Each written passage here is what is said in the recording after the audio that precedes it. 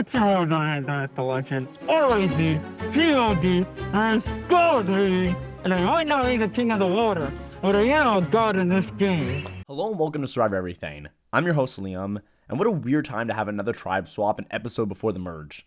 Hopefully this just means that we lose the merge story altogether, and I don't have to keep typing that word in my Google Docs and seeing it misspelled. And I have high hope that that might be the trajectory of this season, because we've already gotten multiple format changes, even like having a second tribe swap this episode. With all that, let's dive right into episode 6 of Survivor 49. And this is after we had a chicken dinner last night. You know, winner chicken dinner.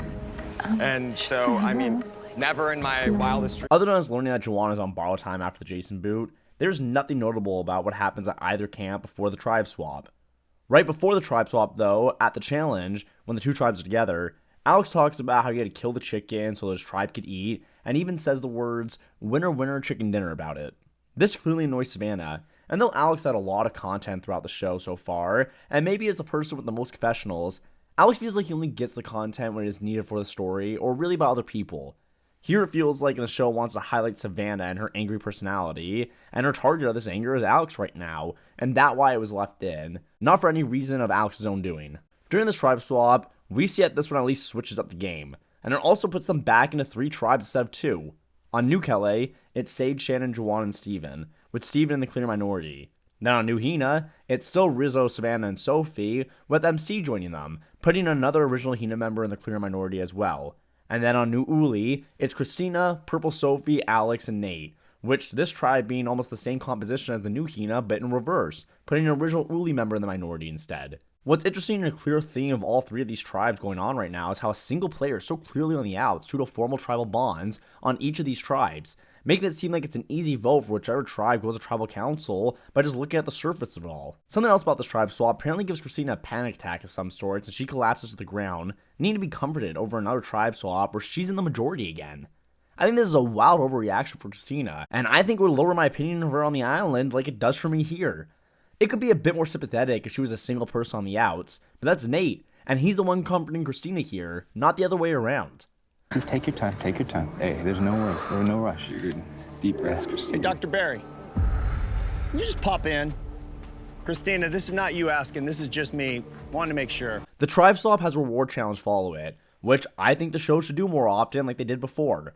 Having separate reward and immunity challenges to help pace the episodes better, while I also think it's just more fair to balance out the show anyway, instead of just having a tribe double win reward and immunity, while the losing tribe also loses Flint. It just gives 1 or 2 tribes way too much of an advantage. I think it's part of the reason why the new era has so many single disaster tribes. The reward challenge is won by New Hina, with Rizzo dominating the end portion of it, and though New Kelly was in the lead, Uli takes second place from behind with Alex also being surprisingly good at the end portion of it. After the challenge, we hear the most from Hina due to our season's main characters on it, but we get a montage of all 3 players who are in the minority of their new respective tribes, and their thoughts on how they'll navigate it. To start off with Hina, we're now getting more content from Sophie B again, with her finally getting some real food to eat for the first time in the game, rejuvenating her spirits and body, giving her energy to start to play the game again. We also hear from Sophie that she feels safe with Rizzo and Savannah and plans to move forward with them. MC, the person on the outs in the new Hina tribe, knows where her position is and is trying to socialize and bond with her new tribe, but she knows that not only is there an Uli versus Hina war going on, but these 3 specific people she's on a tribe with have been working together for a while and have But these 3 specific people that she's on a tribe with have been working together for a while and have gone to tribal council together to solidify those bonds as well. So it's an uphill battle. To make it worse, MC no longer has a vote until the merge or until she finds an idol at her camp. So unless she gets her hands on that idol to keep her safe, she's a sitting duck. MC, though I don't know how well it will do in the grand scheme of things, does make the correct play in telling Rizzo that everyone knows about his immunity idol due to Sage, and at least build some sort of rapport with Rizzo in case you need him to make a move in the future. Rizzo, in a really funny confessional, talks about how he doesn't mind if everyone knows about his idol, says everyone should fear a man with power and he wants to be feared. And it just reminds me of that one scene from Cabin in the Woods. Statistical fact, cops will never pull over a man with a huge bong in his car. Why? They fear this man. They know he sees farther than they, and he will bind them with ancient logic. What's important here, though, and shockingly, is that we get a confessional from everyone on this tribe but Savannah, which could be alarming for a winner edit if this continues from the merge on. Nate comes up with a smart plan to talk to the majority 3 on his new tribe and try and explain to them what happened to their former original Hina members who were just voted out back to back at tribes that Nate was a part of. Nate informs them that the map boot was quick and easy, especially after Matt targeted Nate that round, which is true. Nate states that the Jason boot, though, was hard due to the fact that he liked Jason and tried to get the votes switched to him to someone else, but Nate just didn't have the social sway to do so, causing Jason to ultimately go home. At the moment, it seems like Purple Sophie and Christina believe this, but Alex is the one to put some sense in their head and think otherwise, with them seemingly to agree that Nate is the next one to go home on their tribe since he's lying to them. This move is fine from Nate, and I don't think it's an overplay, since this is a fine way to convince people to join your side, unlike if Nate had told Christina that he wanted to target Sophie or Alex, since that causes Nate to burn a potential relationship with whoever he targets, and it could be leaked back to them immediately. At least this lie hurts no one on this tribe, and he is talking about people who can't tell them otherwise since they're already voted out of the game. It's also funny that I knew this tribe wouldn't go to tribal council tonight, since there was no way that Nate was being voted out by 2 background characters who've had 0 professional episodes, and Alex who's had no real power in this game so far. It is good for Nate's game here though that Christina shoots herself in the foot, and tells Purple Sophie and Alex to use Purple Sophie as a decoy vote to ensure Nate doesn't play a shot in the dark, which instantly turns Sophie against Christina as the relationship was never great to begin with. I don't see Purple Sophie lasting long in this game once the merge comes around, so even though Sophie makes an alliance here with Alex to dictate the next Uli vote, I feel like this is the only time she'll have any sort of power in this game. Alex has nobody. His closest person out here is the other Sophie. I could be his new Sophie. Screw other Sophie. I am the new Sophie. On Kelly, Steven is trying to work his magic, and he actually has a better chance of doing this than MC or Nate.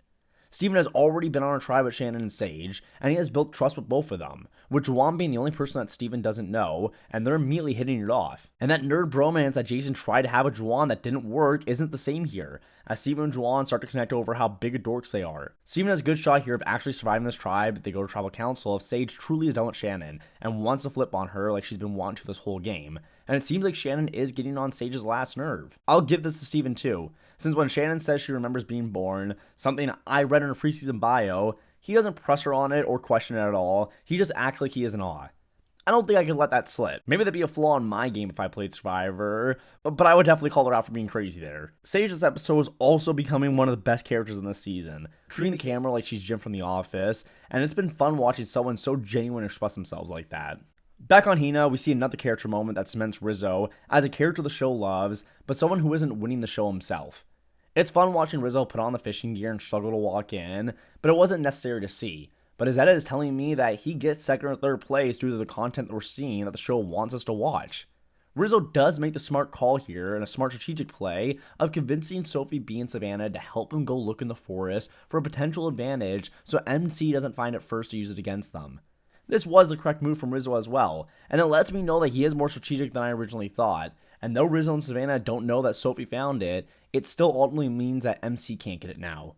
Sophie, in a genius move here as well, keeps the knowledge as power to herself so she can use it at a smart time. I'm assuming by the show reminding us during previously on Survivor and during the start of the new tribe swap that MC has a clue to the idol, so that means that MC will find the idol soon and it will most likely get stolen by Sophie, but we'll have to wait and see if that's true. At the immunity challenge, it's a 5-part challenge where all 4 members of each tribe must participate in some specific section of it. At first, all 4 tribe mates must move across an obstacle and stack sandbags for a single tribe member to reach supplies. Another tribe member uses the supplies to build a pole out of sticks to reach a key, and then the 2 final players use the key to unlock their puzzle to complete a table maze. Hina dominates this challenge, just as the reward challenge, putting them in 1st place. And I'm only saying that quickly because they're not the ones that matter here. The 2 notable things here are Uli. After Alex has reached the bag of supplies, Christina tells Sophie that she will build the pole herself in order for Sophie to compete in the puzzle.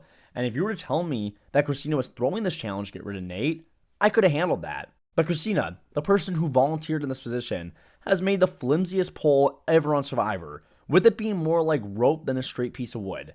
No offense to Christina, but I'm assuming that she wasn't fit enough to stand on the sandbags and untie the hanging bag of supplies, or she would have volunteered and been forced to do it because it seemed like the easiest job.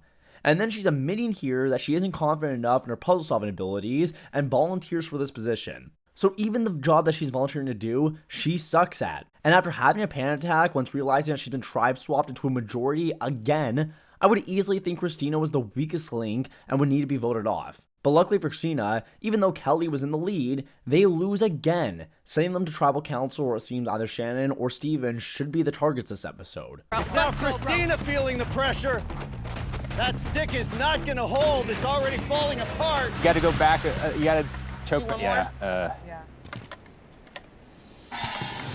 Back at Uli, Shannon starts to play hard here, and she switches the target from Steven onto Jawan, saying that they can use Steven to connect with the other original Hinas while Jawan offers nothing to the original Ulis that they don't already have.